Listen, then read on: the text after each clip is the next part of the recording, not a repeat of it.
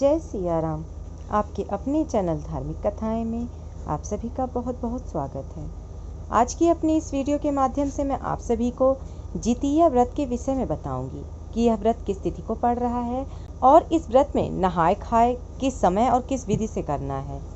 इसके साथ ही इस व्रत की पूजन विधि का भी वर्णन करूंगी, तो वीडियो में बने रहें, वीडियो को पूरा देखें। और यदि यह वीडियो आपको पसंद आए तो कृपया लाइक करें, और जो लोग भी मेरे चैनल पर नए हैं तो कृपया चैनल को सब्सक्राइब अवश्य कर लें। साथ ही बेल आइकन को भी प्रेस कर दें ताकि मेरी वीडियोस के नोटिफिकेशन आप सभी को मिलते रहें। और यदि व्रत को लेकर आपके मन में कोई भी संशय है तो कमेंट बॉक्स में ज़रूर लिखें। सनातन धर्म में अनेकों व्रत त्यौहार मनाए जाते हैं जिनका अपना अपना विशेष महत्व होता है। इनमें से कई व्रत पति की लंबी आयु के लिए होते हैं और कुछ बच्चों की सुख समृद्धि और लंबी आयु की कामना के लिए किया जाता है। इन्हीं में से एक है जितिया व्रत, जिसको जीवित पुत्रिका व्रत भी बोलते हैं, जो संतान की रक्षा और दीर्घायु के लिए माताएं रखती हैं। प्रत्येक वर्ष अश्विन मास के कृष्ण पक्ष की अष्टमी तिथि से लेकर नौमी तिथि तक सभी महिलाएं जीवित पुत्रिका का निर्जल व्रत रखकर पूजन करती हैं।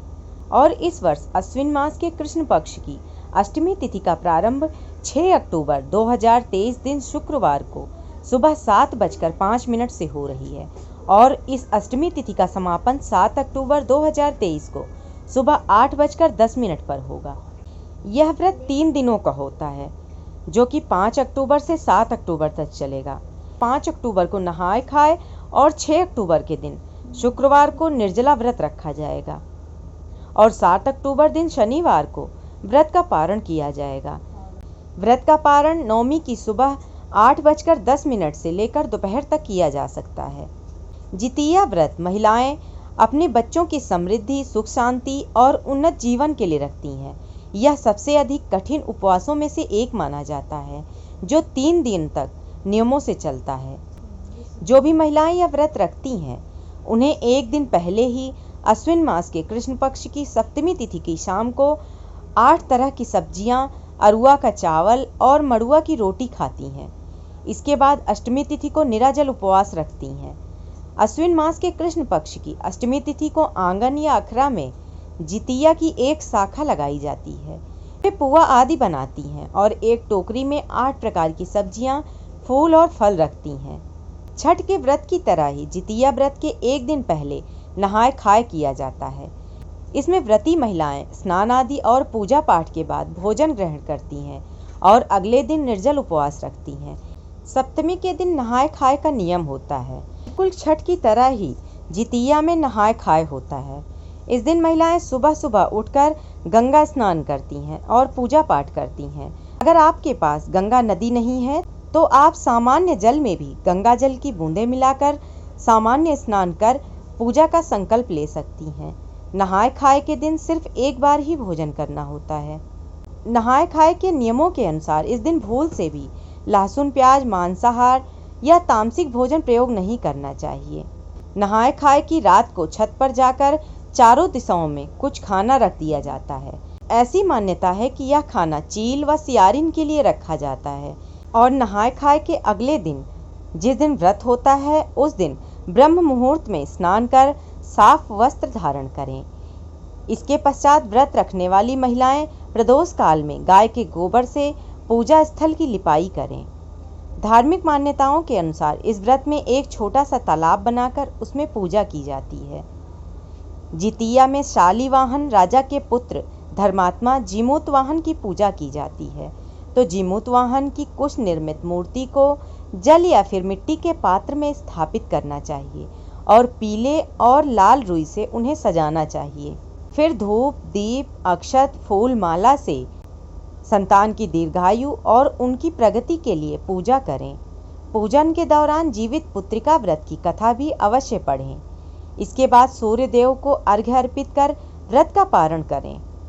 धर्मशास्त्रों के अनुसार जितिया व्रत के दौरान कई नियमों का पालन करना जरूरी होता है, क्योंकि इस दौरान हुई गलती से आपका व्रत निष्फल हो सकता है। तो ऐसी कौन सी गलतियां हैं जो इस व्रत में कदापि नहीं करनी चाहिए? जैसे धार्मिक मान्यता है कि इस व्रत को परंपरा की तरह निभाया जाता है, यानी पहले यह व्रत सास करती है, उसके बाद घर की बहू यह व्रत रखती है। यदि आपने एक बार यह व्रत शुरू कर दिया है तो इसे कभी भी छोड़ना नहीं चाहिए। प्रत्येक वर्ष यह व्रत रखना चाहिए। जितिया व्रत रखने वाली महिलाओं को नहाए खाए के दिन भी विशेष ध्यान रखना चाहिए कि इस दिन सात्विक भोजन ही ग्रहण करें और व्रत के दिन भी घर में लहसुन प्याज या तामसिक भोजन का प्रयोग बिल्कुल नहीं करना चाहिए। इसके साथ ही शास्त्रों के अनुसार इस व्रत के दौरान ब्रह्मचर्य का पूर्ण पालन जरूरी होता है। इस दिन मन, वचन और कर्म से भी शुद्धता बहुत आवश्यक है और व्रत के दौरान लड़ाई झगड़े और कलह कलेश से दूर रहना चाहिए।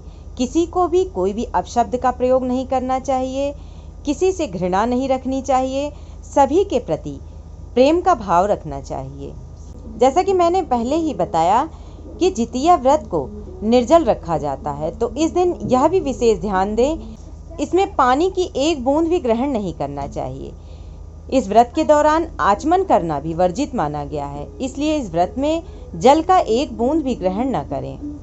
अष्टमी तिथि को निर्जल और निराहार व्रत रखने के पश्चात नवमी तिथि को ब्रह्मकाल मुहूर्त में उठकर पूजा पाठ करने के पश्चात शुभ मुहूर्त में ही इस व्रत का पारण करना चाहिए। इस व्रत का एक खास नियम यह भी है कि इस व्रत के दिन के समय को भगवत भजन कीर्तन में व्यतीत करना चाहिए। साथ ही ईश्वर से प्रार्थना करनी चाहिए कि आपकी संतान सुरक्षित रहे, आपका जीवन सुखमय रहे और जो लोग संतान प्राप्ति की कामना से यह व्रत रख रहे हैं तो उन्हें भी संतान प्राप्ति के लिए ईश्वर से प्रार्थना अवश्य करनी चाहिए।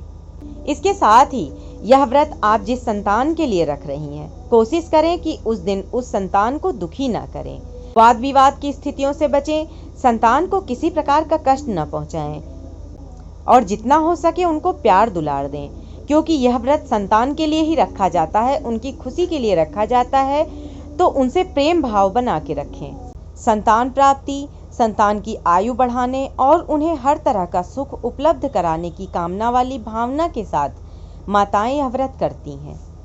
सभी माताओं को उत्तम संतान की प्राप्ति हो, उनकी संतान स्वस्थ एवं निरोगी हो, समस्त सुखों को प्राप्त करें, ऐसी कामना के साथ आज की यह वीडियो मैं समाप्त कर रही हूँ। आशा करती हूँ आप सभी ने यह पूरी वीडियो अवश्य ही देखी होगी। तो जिन लोगों को यह वीडियो पसंद आई हो तो कृपया लाइक कर दें और जो लोग भी मेरे चैनल पर नए हैं तो कृपया चैनल को सब्सक्राइब अवश्य करें और साथ ही बेल आइकन को भी प्रेस कर दें ताकि मेरी वीडियोस के नोटिफिकेशन आप सभी को मिलते रहें। और यदि आपको कोई भी संशय हो, आपके कोई भी प्रश्न हो तो कमेंट बॉक्स में ज़रूर लिखें।